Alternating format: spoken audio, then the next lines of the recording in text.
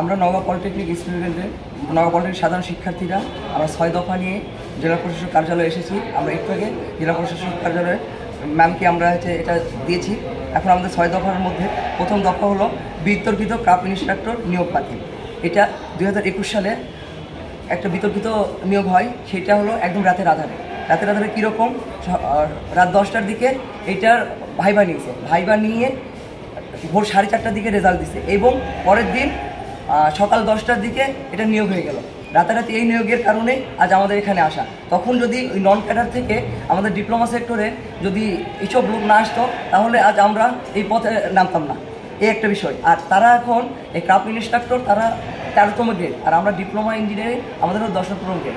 এখন তারা চাচ্ছে আমাদের 30% পদোন্নতি তাদের কাছে রেখে আমাদের হয়তো 10ম গ্রেডে নিয়ে আসবে। তো এই রিটের ইয়েতে বারবার তারা আপিল করছে, সেটা হলো খারিজ করে দেওয়া হয়েছে। তারপর নতুন করে এখন গত 2 দিন আগে 18 তারিখে তারা হচ্ছে রায় পাইছে যে বিতর্কিত তাদের 30% কোটা বল রাখতে। আমরা কারিগরি সেক্টরে যারা আছি ডিপ্লোমা ইঞ্জিনিয়ারিং আমরা 1%ও তাদের দিতে রাজি না, কারণ আমরা ডিপ্লোমা সেক্টরে আমরা 100% 10ম গ্রেড শুধু আমাদের জন্য। তারপর 2 নম্বর দফা আছে আমাদের 2 নম্বর হচ্ছে উপপ্রকৌশলী পদে ডিপ্লোমা ইঞ্জিনিয়ারিং এর সুযোগ। আচ্ছা, এটা উপপ্রকৌশলী পদ, এটা এটাই বলছি 10ম গ্রেড। 10ম গ্রেডটা শুধু আমাদের ডিপ্লোমার জন্য থাকবে, তার 4তম গ্রেড তার 4তম পদেই থাকবে ক্রাফট ইন্সট্রাক্টর, তারা 10ম গ্রেডে কখনো আসতে পারবে না। 3 নম্বর পয়েন্ট ডিপ্লোমা ইঞ্জিনিয়ারিং কোর্সের সময়সীমা বৃদ্ধি। তো আমাদের ডিপ্লোমা ইঞ্জিনিয়ারিং হলো 4টা বছর। 4টা বছরে আমরা প্রায় 55 থেকে 60টা বই পড়ি। তো একটা সেমিস্টার 6 মাসে, মানে প্রত্যেকটা সেমিস্টারে 7টা বই থাকে। 6 মাসে কোর্স কমপ্লিট করতে আমাদের হিমশিম খেতে হয়। তো সেক্ষেত্রে সেইটা যদি 3 মাস 4 মাসে করা হয়, তো আমরা সেই পড়াটা কেমনে কভার করবো? কারণ আমরা হাতে কোনো শিক্ষা নিয়ে দেশের জন্য ভালো কিছু করতে চাই। এই ক্ষেত্রে আমাদের জন্য পড়াশোনা খুব ব্যাঘাত করতেছে। আমরা চাই প্রত্যেকটা সেমিস্টার 6 মাসে করাবো। 4 নম্বর পয়েন্ট কারিগরি শিক্ষা প্রতিষ্ঠানে দক্ষ জনবল নিয়োগ। আমাদের কারিগরি সেক্টরে দরকার হলো কারিগরি সেক্টরের লোক, কিন্তু এখানে বিভিন্ন নন ক্যাডার থেকে আসার কারণে আমরা প্রকৃত শিক্ষা পাচ্ছি না। জেনারেলের শিক্ষার কারিগরি শিক্ষা সম্পূর্ণ আলাদা, কারণ জেনারেল লাইনে আমরা পড়াশোনা করতে গেলে হাতে কলমে কিন্তু শিখি না। আমরা হাতে কলমে কখন শিখি?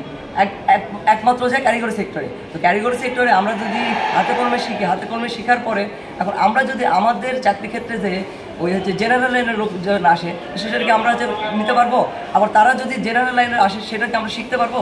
এই জন্য আমাদের কথা জেনারেল লাইনে থাকবে, আর কারিগরি সেক্টরে কারিগরির লোকজনই আসবে। এরপরে হচ্ছে আমাদের কারিগরি শিক্ষা অধিদপ্তর বিতর্কিত নিয়োগ বিধিমালা সংশোধন করে সকল শূন্য পদে কারিগরি জনবল নিয়োগের মাধ্যমে polytechnic institute, technical school and college শিক্ষক সংকট দূর করতে হবে। একই সঙ্গে প্রতিষ্ঠানের বিভিন্ন কার্যক্রমের সাথে আইডিবি এবং পলিটেকনিক ও টিএসসি শিক্ষকের প্রতিনিধিত্ব করতে হবে। আচ্ছা, এটা সারমর্ম আমি বলি। তো আমাদের 21 সালে যে বিতর্কিত নিয়োগ, ওটা নিয়োগ হওয়ার পরেও আমাদের পলিটেকনিকে অনেক শিক্ষক স্বল্পতা ছিল। তো ওরা একটা রিট করে আমাদের যে শিক্ষক নিয়োগ জুনিয়র ইন্সট্রাক্টর সেটা তারা আটকে দিয়েছিল। তো আমাদের প্রায় 3200 শিক্ষক নিয়োগ পাইছে, কিন্তু আমাদের আরও শিক্ষক স্বল্পতা রয়েছে। অতি দ্রুত এই শিক্ষক স্বল্পতাটা দূর করে আমাদের কারিগরি সেক্টরটাকে আরও উন্নত করার জন্য আমরা জোর দাবি জানাচ্ছি।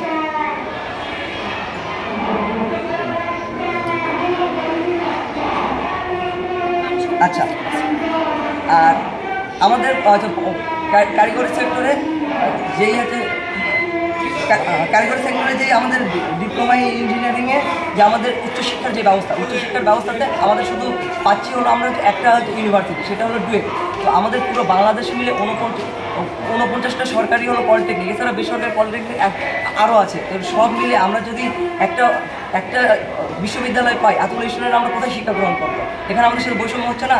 আমরা আবেদনের প্রেক্ষিতে আমাদের 4টা নতুন করে বিশ্ববিদ্যালয়ের যে অনুমোদন দিয়েছে, কিন্তু অনুমোদনটা কাগজে কলমে আছে, এটা এখন বাস্তবায়ন হচ্ছে না। অতি দ্রুত এটা বাস্তবায়নের জন্য আমরা জোর দাবি জানাচ্ছি। আচ্ছা, আপনার নাম পরিচয়? আমার নাম Mohammad Tawshik Siddiqui, Sabbir, Naogaon polytechnic institute, computer science and technology 7ম পর্ব, সকল সাধারণ শিক্ষার্থীদের পক্ষে। আচ্ছা।